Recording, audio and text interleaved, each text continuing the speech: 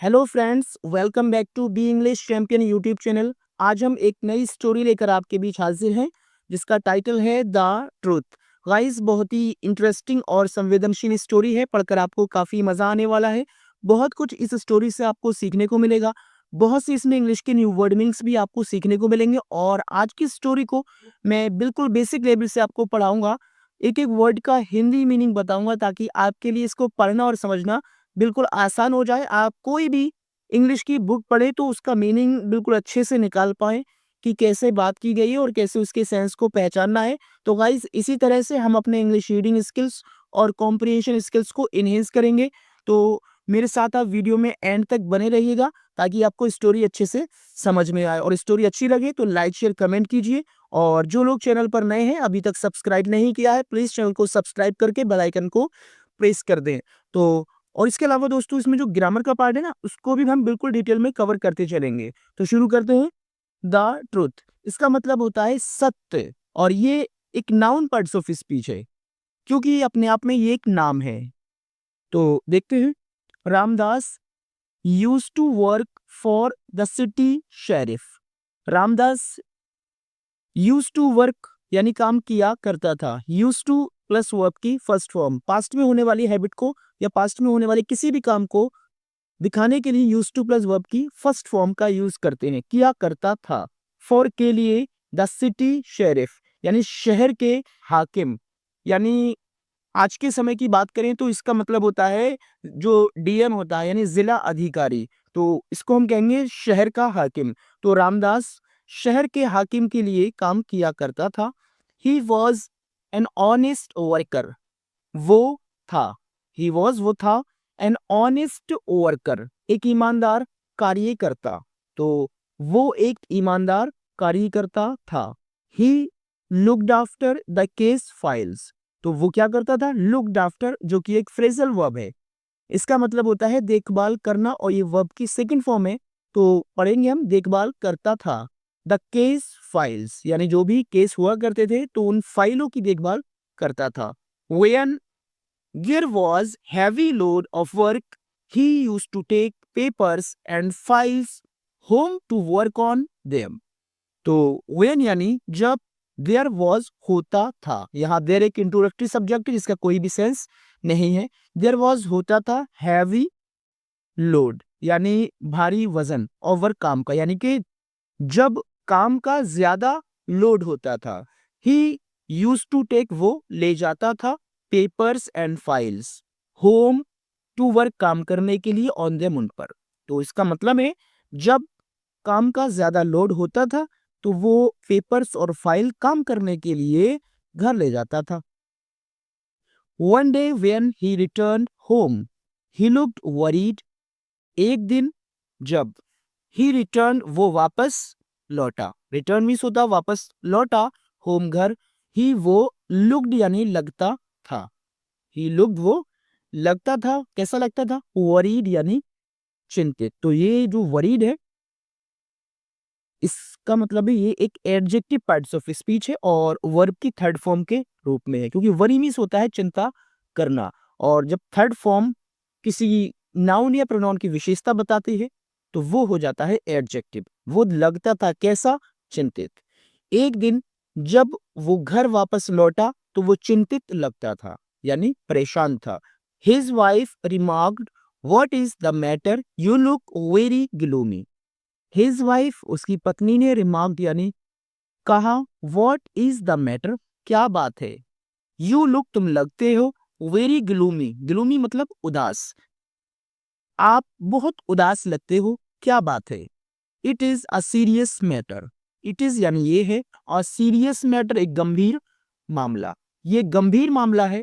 Some papers have gone missing, यानी कुछ paper have gone हो गए हैं, मिसिंग यानी गायब, यानी कि, तो गॉन मिसिंग को हम ऐसे भी पढ़ेंगे खो गए हैं, यानी कुछ पेपर खो गए हैं। और हैव जो है ना, हैव के बाद वर्ब की थर्ड फॉर्म है, ये प्रेजेंट परफेक्ट टेंस का सेंटेंस है, और जहां भी प्रेजेंट परफेक्ट टेंस का आपको सेंटेंस दिखेगा तो उसका हिंदी अनुवाद या तो चुका है से, या लिया है से, या है से, यानी कुछ पेपर खो गए हैं, इस तरह से इसका अनुवाद करते हैं। They are related to a case coming up for hearing tomorrow. वे तो दे किसके लिए बोला है? पेपर और फाइल जो खो गए हैं उनके लिए। आर रिलेटेड यानी संबंधित हैं। कैसे हैं? संबंधित हैं टू अ केस एक मामले से, कमिंग अप आने वाला, फॉर हियरिंग सुनवाई के लिए। हियरिंग होता है सुनवाई, कोर्ट में जैसे किसी केस की सुनवाई होती है तो उसके लिए हियरिंग कहते हैं। टुमारो यानी कल।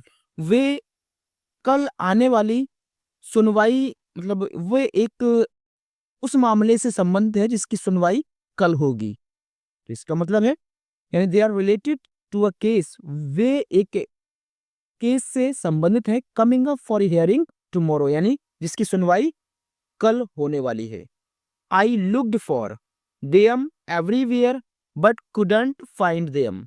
आई मैंने, लुक्ड फॉर ये भी एक फ्रेजल वर्ब है जिसका मतलब होता है तलाश करना। तो सेकंड फॉर्म है आई लुक्ड फॉर मैंने तलाश किया, देम उनको, एवरीवेयर हर जगह, बट लेकिन कुडंट फाइंड यानी नहीं मिल सके, नहीं ढूंढ सका देम उनको। मैंने उनको हर जगह तलाश किया लेकिन उनको नहीं ढूंढ सका। I could be charged for destroying the evidence to benefit a party. तो आई यानी मुझ पर, कुड बी चार्ज यानी चार्ज लगाया जा सकता है। तो कुड जो एक मॉडल वर्ब है और मॉडल वर्ब के बाद बी प्लस जब वर्ब की थर्ड फॉर्म आती है तो वो पैसिव वॉइस होता है। आई कुड बी चार्ज यानी मुझ पर चार्ज लगाया जा सकता है। फॉर के लिए डिस्ट्रॉइंग का मतलब है नष्ट करने, द एविडेंस यानी प्रमाण। एविडेंस का मतलब होता है यानी सबूत जिसको हम कह सकते हैं। टू बेनिफिट यानी फायदा पहुंचाने के लिए, आ पार्टी यानी एक पक्ष को। तो मुझ पर एक पक्ष को फायदा पहुंचाने के लिए सबूतों को नष्ट करने का चार्ज लगाया जा सकता है। रामदास ने इन्फॉर्म्ड यानी बताया, सैडली दुखी होकर। ये आपका एडवर्ब पार्ट्स ऑफ स्पीच है।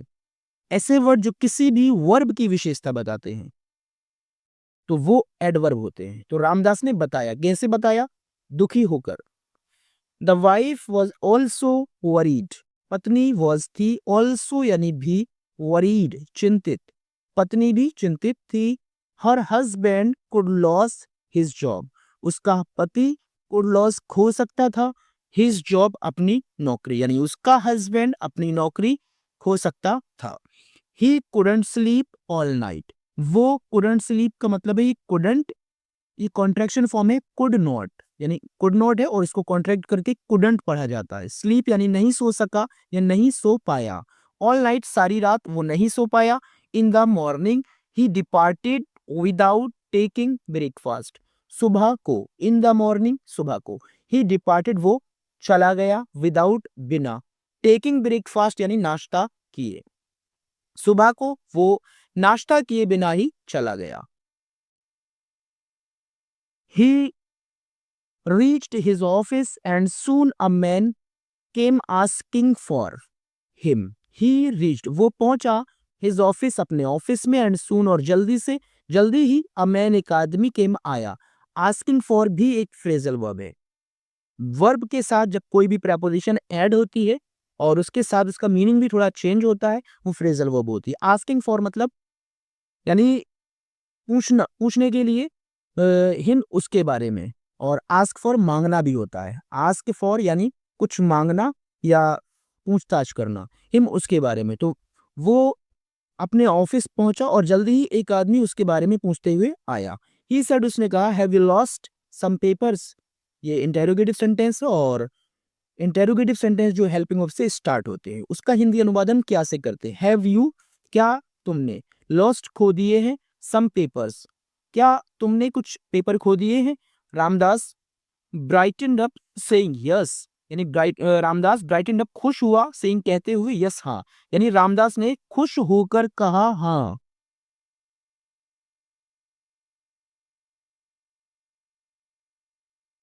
The man dug out some papers from his bag and showed him. Are these the papers you wanted? The man उस आदमी ने dug out बाहर निकाले some papers from his bag अपने bag से and showed him और उसको दिखाए। Are these क्या ये हैं the papers वो पेपर you wanted जो तुम चाहते हो? यानी कि उस आदमी ने अपने बैग से कुछ पेपर बाहर निकाले और उसको दिखाया, क्या ये वही पेपर है जो तुम चाहते हो? ओ यस, अरे हाँ, थैंक गॉड यानी भगवान तेरा शुक्र है। Thank you so much he chirped. Chirp यानी चहक कर बोला। चर्प मीन्स होता है वैसे चिड़ियों का चहचहाना। तो यहाँ पर वो उसने चर्प किया यानी चहक कर बोला, thank you so much. I found them lying on the road. I found, ये फाइंड की सेकंड फॉर्म है। मुझे मिले थे, आई या मैंने पाया था। आई फाउंड मैंने पाया देम उनको, लाइंग पड़ा हुआ ऑन द रोड सड़क पर। तो मैंने सड़क पर उनको पड़ा हुआ पाया या देखा। I saw the stamp of the sheriff's office and picked them up. Yesterday morning the visitor informed.